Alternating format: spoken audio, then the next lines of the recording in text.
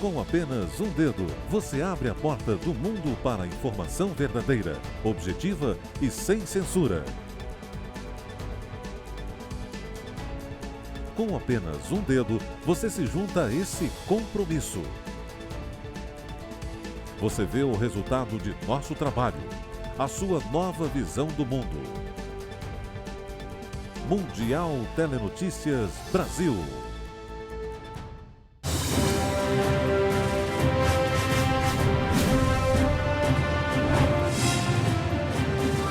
Olá, começamos agora mais uma edição do Mundial Telenotícias. Acompanhe comigo, eu sou Paulo Echevarria.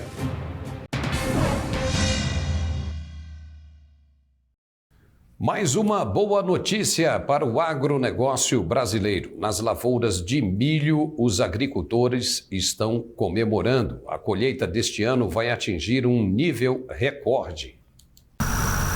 O aumento da superfície, as condições climáticas geralmente favoráveis e o aumento da produtividade permitiram que o Brasil dobrasse as vendas no exterior. A produção vai aumentar 30% este ano e vai atingir um total de 113 milhões de toneladas, impulsionada por uma segunda safra igualmente histórica, com 86 milhões de toneladas de milho produzidas. O Brasil deve exportar 40 milhões de toneladas do cereal em 2022, em comparação às 20 milhões no ano passado. Atingida por uma forte estiagem, a China acelerou as negociações com o Brasil e, em maio, assinou um acordo para abrir o mercado ao milho brasileiro. A Europa também vai comprar um pouco mais do cereal brasileiro do que a média, especialmente Espanha, Holanda e Portugal. Iniciado no começo da década de 1980, o milho safrinha, semeado como a segunda safra depois da soja, ultrapassou a safra de verão há uma década e, desde então, se consolidou como a principal cultura, com cerca de 75% do total da produção deste ano. O Brasil também teve a segunda melhor safra de soja neste ano e ainda tem soja nos armazéns, o que obriga os produtores a deixar milho estocado ao ar livre.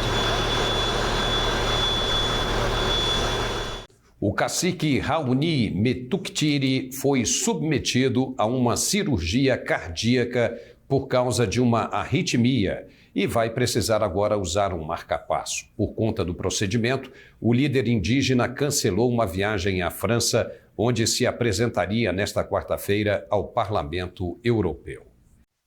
O cacique Raoni Metuktiri, defensor emblemático da Amazônia, foi submetido a uma cirurgia cardíaca devido a uma arritmia e teve um marca-passo implantado. O sobrinho neto Pachon Metuktiri confirmou a informação à AFP nesta segunda-feira, dia em que o indígena recebeu alta. Aos 92 anos, Raoni foi internado na última quinta-feira devido a um mal-estar que durava alguns dias e agora segue em observação e acompanhamento médico fora do hospital. De acordo com o familiar, o cacique descansa agora em uma unidade de saúde indígena na cidade de Peixoto de Azevedo, no Mato Grosso, e agradece a quem lhe enviou energia positiva. O líder indígena tinha previsto se apresentar nesta quarta-feira ao Parlamento Europeu em Estrasburgo, viagem cancelada devido ao problema de saúde. O cacique, famoso internacionalmente e reconhecido por seu grande disco labial, símbolo de um guerreiro disposto a morrer por sua terra e seu cocar de penas amarelas, denuncia há mais de 3 décadas as ameaças contra os povos amazônicos por causa do desmatamento. O líder dos Kayapó, uma tribo nômade, continua dando demonstrações de combatividade apesar da idade, especialmente depois que o presidente Jair Bolsonaro assumiu o poder em 2019 e o desmatamento voltou a disparar. Em 2020, Raoni foi hospitalizado 2 vezes, uma delas após contrair Covid-19. No ano passado, o cacique pediu que o Tribunal Penal Internacional investigue Bolsonaro por crimes contra a humanidade, acusando o presidente de perseguir os povos indígenas, destruir seu habitat e ignorar seus direitos. Depois de receber milhares de visitantes desde segunda-feira, o corpo da Rainha Elizabeth II seguiu nesta terça-feira para Londres. Na capital britânica, vai receber homenagens por 6 dias até o funeral no dia 19 de setembro. O caixão com o corpo de Elizabeth II passa nesta terça-feira as últimas horas na Escócia, antes de ser transportado para Londres para 6 dias de homenagens antes do funeral no dia 19 de setembro. Dezenas de milhares de pessoas passaram desde segunda-feira pela capela em que estava o corpo da monarca na Catedral de St. Giles de Edimburgo para homenagear a falecida rainha. O cortejo fúnebre pelas ruas da capital escocesa foi acompanhado a pé pelos 4 filhos de Elizabeth, o novo rei Charles III, a princesa Anne, o duque de York Andrew e o duque de Wessex Edward. O caixão vai partir nesta terça-feira rumo ao aeroporto para o traslado até Londres. Em paralelo às solenidades, Charles continua com a viagem institucional por Escócia, Gales, Irlanda do Norte e Inglaterra. O próximo compromisso vai ser uma série de reuniões com líderes políticos na Irlanda do Norte, em Belfast. Se Elizabeth era respeitada por amplos setores em todas as regiões, Charles tem o desafio de manter as costuras do reino após o Brexit. A decisão de deixar a União Europeia foi percebida como uma decisão da Inglaterra e estimulou o sentimento anti-Londres entre separatistas escoceses, galeses e norte-irlandeses.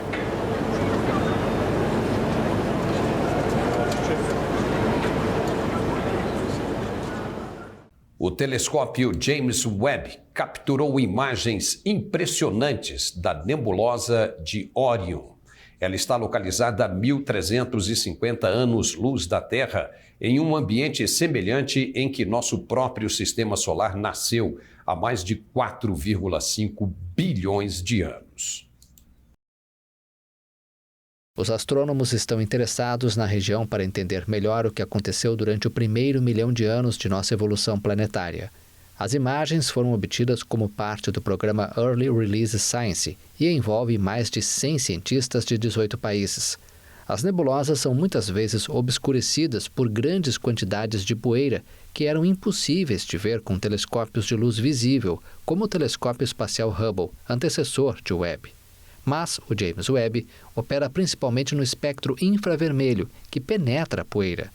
Isso permitiu a descoberta de várias estruturas espetaculares. O Webb é o telescópio espacial mais poderoso já construído, com um espelho primário de 6,5 metros, composto por 18 segmentos hexagonais revestidos de ouro e um protetor solar de 5 camadas do tamanho de uma quadra de tênis. Succession, Ted Lasso, os sul-coreanos The Round Six e The White Lotus foram os grandes vencedores do Emmy Awards. A premiação retornou este ano com uma suntuosa cerimônia em Los Angeles, após 2 edições reduzidas por causa da pandemia de coronavírus. Emmy goes to... Grande noite para a HBO no Emmy Awards. Algumas das suas produções ganharam nesta segunda-feira os prêmios mais importantes do Emmy, considerado o Oscar da televisão. A premiação teve uma cerimônia suntuosa em Los Angeles após 2 edições reduzidas pela pandemia. Succession, com 25 indicações, terminou com 4 estatuetas, incluindo melhor série dramática, melhor escritor de série dramática e melhor ator coadjuvante em drama para o britânico Matthew Macfadyen. A HBO também pode celebrar o sucesso de The White Lotus, que recebeu 10 prêmios, incluindo melhor minissérie, atriz coadjuvante para Jennifer Coolidge e ator coadjuvante para Murray Bartlett. O fenômeno global da Netflix Round Six levou 6 categorias, incluindo melhor diretor e melhor ator, com Lee Jung-jae, o primeiro em uma série de língua não inglesa a vencer esta categoria. A popular Euphoria, também da HBO, igualou a produção sul-coreana com 6 estatuetas, incluindo a de melhor atriz em série dramática, que foi para Zendaya. Em outras categorias, Julia Garner ganhou seu 3º Emmy de melhor atriz coadjuvante em série dramática por Ozark, da Netflix. Jason Sudeikis e Ted Lasso, da Apple TV+, novamente levaram para casa o prêmio de melhor ator de comédia e melhor série de comédia. Jean Smart ganhou o Emmy de melhor atriz de comédia por Rex.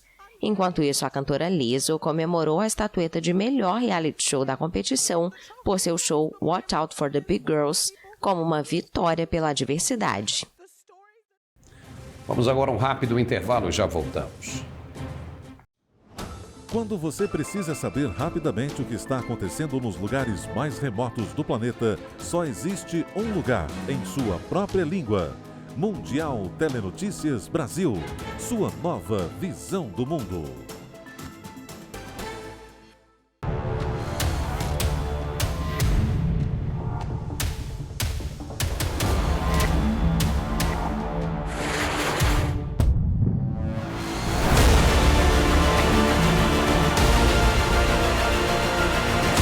É uma satisfação conduzir os primeiros itens de série no Brasil. Senta porra, Brasil!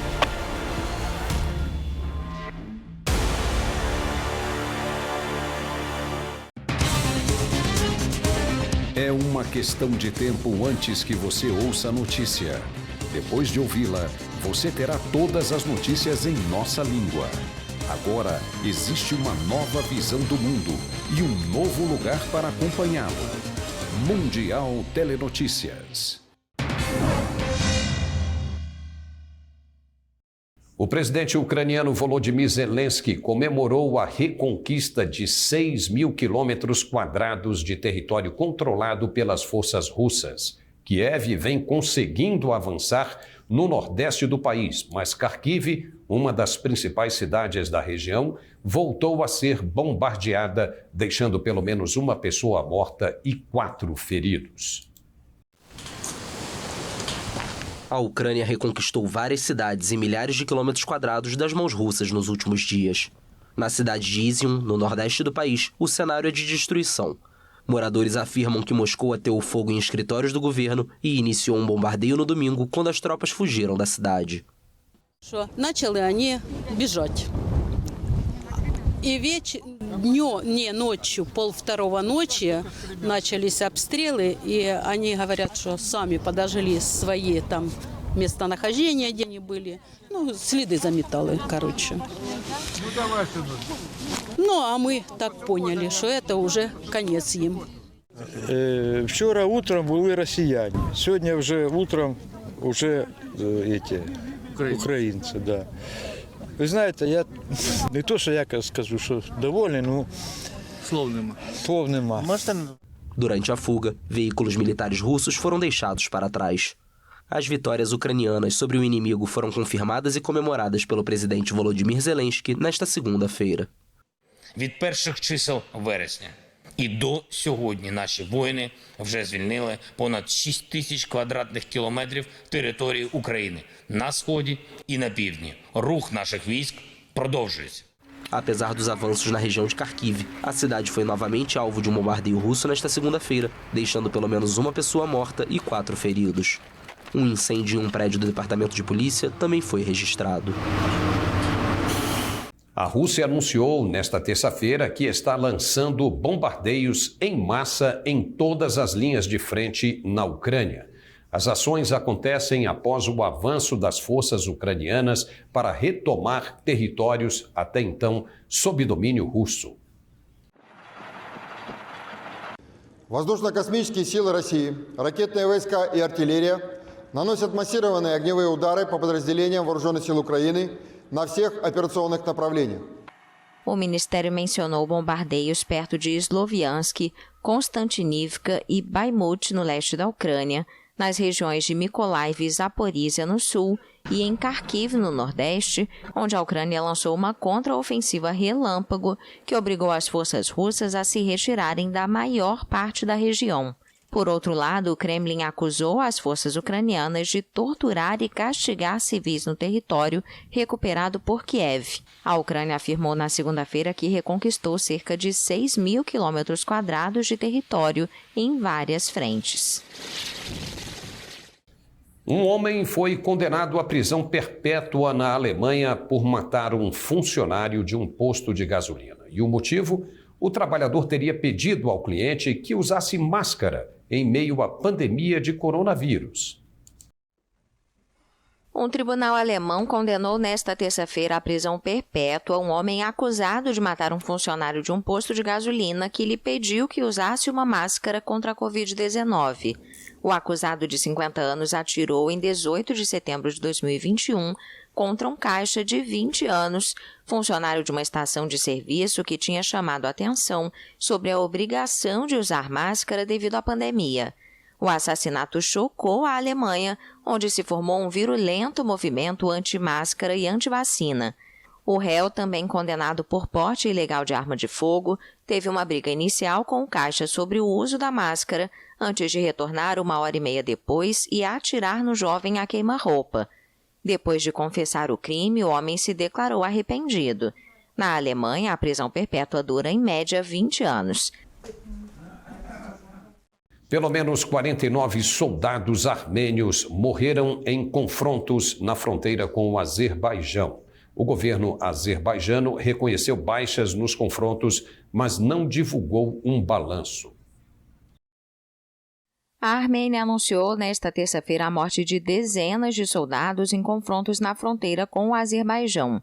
Estes são os combates mais violentos entre os países rivais desde a guerra de 2020 pela disputada região de Nagorno-Karabakh. Այս պահի դրությամբ Պաշտպանության նախարարության կողմից հաստատված 49 զոհ ունենք, բայց պիտի նաև արձանագրեմ, որ այդ թիվը ցավոք վերջնական չէ. A Rússia, que reivindica o papel de árbitro no Cáucaso e que mantém tropas de manutenção da paz mobilizadas na região, afirmou que negociou um cessar-fogo entre os dois países, que entrou em vigor nesta terça-feira, mas a informação não foi confirmada até o momento por Baku ou Yerevan.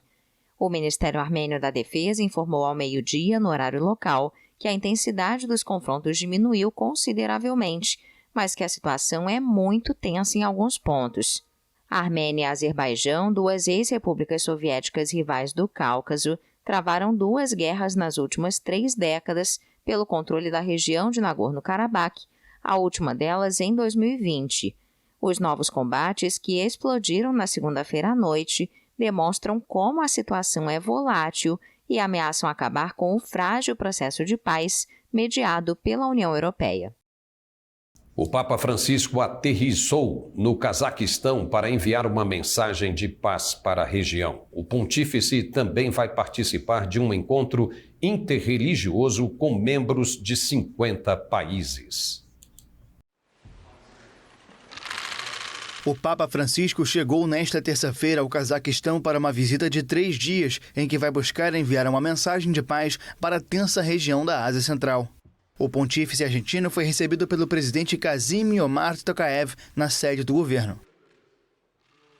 Qui Giovanni Paolo II venne a seminare speranza subito dopo i tragici attentati del 2001.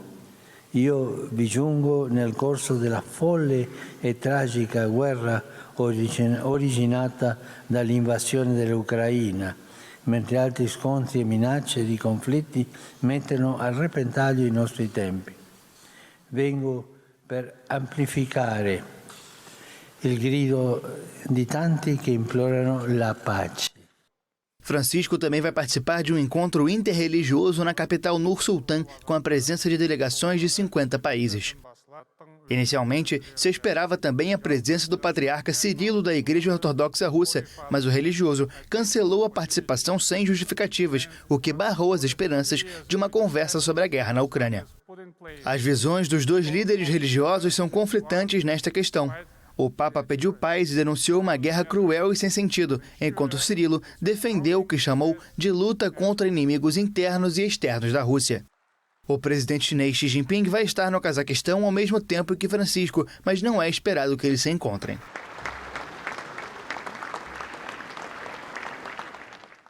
E agora mais um rápido intervalo e voltamos na sequência. Até já. A melhor alternativa de notícias internacionais em português. Mundial Telenotícias Brasil. É preciso coragem para olhar para o passado e ver as adversidades que superamos. Durante todo o caminho, enfrentamos batalhas, fazemos escolhas e sabemos que não chegamos sozinhos onde estamos. A Marinha está repleta de grandes heróis que inspiram novas histórias. Somos a força que transforma.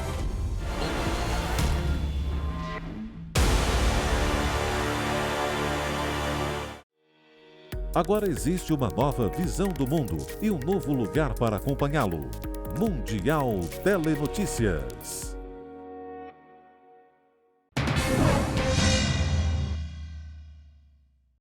No futebol, as esperanças de Hakim Ziyech de jogar pelo Marrocos na Copa do Mundo no final deste ano aumentaram. Ele foi chamado de volta à seleção para 2 amistosos. O meio-campo do Chelsea, de 29 anos, havia anunciado em fevereiro que estava se aposentando do futebol internacional.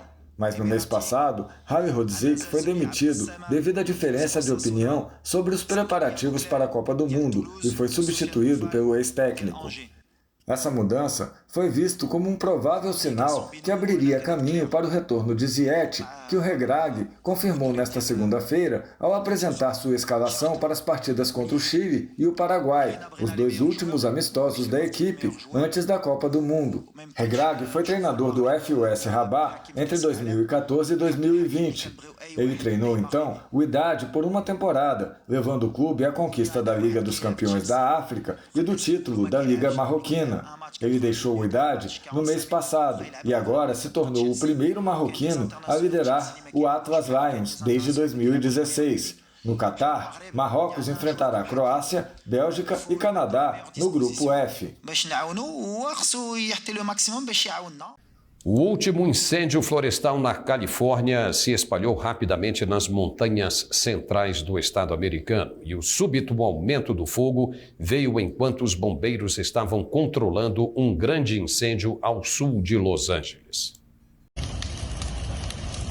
O incêndio varreu uma área de mais de 16.600 hectares na Sierra Nevada, a nordeste de São Francisco, em apenas 4 dias.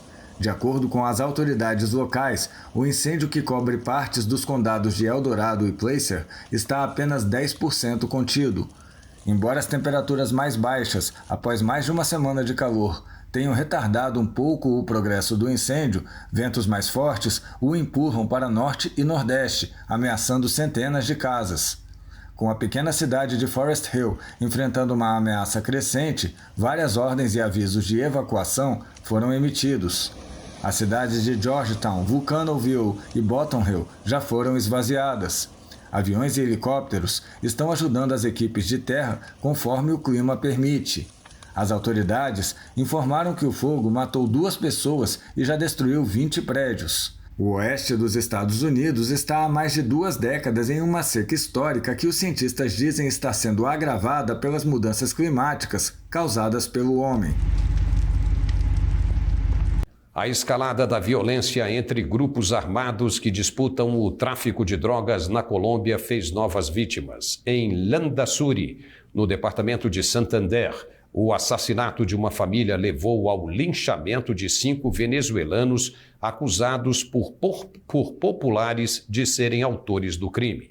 Em Barranquilla, 6 pessoas foram baleadas na saída de um bar. A polícia atribuiu o ataque a uma retaliação do Clã do Golfo contra os costenhos, 2 gangues de traficantes da região, devido a uma disputa por um carregamento de cocaína. Estas personas, en la investigación que se ha podido establecer, hay 3 de estos que tienen situaciones de tatuajes alusivos a los costeños y otras informaciones que se tienen que dan cuenta que estas personas son todos integrantes, al parecer, de los costeños. Em Landazuri, no departamento de Santander, a população reagiu ao assassinato de um professor, esposa e 2 filhos na madrugada de domingo. Os moradores lincharam 5 venezuelanos a quem atribuíram o crime. Além dos mortos, os 2 episódios deixaram 4 feridos. Já no Sudão, manifestantes saíram às ruas de Khartoum para renovar as demandas por um governo civil após o golpe militar do ano passado. O Sudão está sofrendo com uma agitação política, uma crise econômica em espiral e um amplo colapso de segurança desde que o chefe do exército, Abdel Fattah al-Burhan, liderou um golpe em 25 de outubro do ano passado. Milhares de manifestantes sudaneses foram às ruas nesta terça-feira para exigir o retorno do regime civil após um golpe militar no ano passado. O Sudão foi abalado por ondas de manifestações desde que as Forças Armadas, lideradas pelo general Abdel Fattah al-Burhan, tomaram o poder em outubro. O golpe de Estado derrubou uma transição para o governo civil que foi lançada após a deposição de Omar al-Bashir em 2019, que liderou o país por 3 décadas de autoritarismo. Os manifestantes, no comício desta terça-feira, na capital Khartoum, pediram aos militares que voltassem ao quartel. Eles também carregavam cartazes, lembrando das 116 pessoas mortas em uma repressão aos protestos anti-golpe. Em julho, Burhan prometeu em um discurso na televisão que se afastaria e abriria caminho para que as facções sudanesas concordassem com um governo civil. As dificuldades econômicas se aprofundaram no já empobrecido Sudão após o golpe que desencadeou cortes na ajuda internacional, que é crucial para o país. Funcionários do governo, comerciantes e trabalhadores têm criticado cada vez mais o aumento do custo de vida e os baixos salários. Em junho, a ONU disse que um recorde de 15 milhões de pessoas no Sudão, cerca de 1/3 da população, enfrentava insegurança alimentar aguda e alertou que a situação provavelmente pioraria. O cineasta Jean-Luc Godard morreu nesta terça-feira em Hull, na Suíça. Ele tinha 91 anos e revolucionou o cinema mundial com a Nouvelle Vague.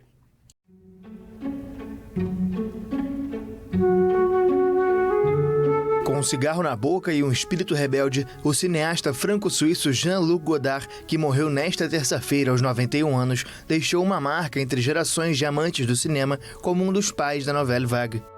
Nas palavras do amigo e parceiro François Truffaut, Godard virou de cabeça para baixo a sétima arte, pela qual ele acreditava ser possível falar sobre tudo. Os dois foram os líderes da Nouvelle Vague, a nova onda em português, movimento que sacudiu o mundo cinematográfico nos anos 1960. Godard foi o mais arriscado dos diretores, com mais de 50 filmes na carreira. Durante décadas, oscilou o estilo entre a experimentação e os grandes sucessos de bilheteria. Um gênio muitas vezes incompreendido para uns, um cineasta que se tornou nas últimas décadas excessivamente hermético para outros. Os filmes de Godard são inconfundíveis pelo estilo de montagem, o uso de citações literárias, a presença de questões políticas e o uso inovador da música. Há vários anos, estava recluso na Suíça, mas teve o nome citado pelas novas gerações que ainda tentam entender a exata dimensão da contribuição do cineasta para a arte. Jean-Luc Godard nasceu em Paris em 3 de dezembro de 1930. O pai era médico e a mãe pertencia a uma rica família protestante. Cresceu na Suíça em um ambiente refinado, mas era um estudante irregular e enfrentou dificuldades na formação em Lausanne. Com uma adolescência difícil, se tornou um boêmio e um cleptomaníaco. Acabou sendo deixado de lado pela família e se mudou para Paris, onde começou a frequentar os cineclubes e a enviar artigos para a revista Cahiers du Cinéma. Em 1960, lança Acossado, protagonizado por Jean-Paul Belmondo, que vira o manifesto estético da Nouvelle Vague e o maior sucesso da carreira de Godard. Entre as muitas frases que entraram para a posteridade, uma delas define a arte para a qual ele dedicou a vida. O cinema não escapa da passagem do tempo. O cinema é a passagem do tempo.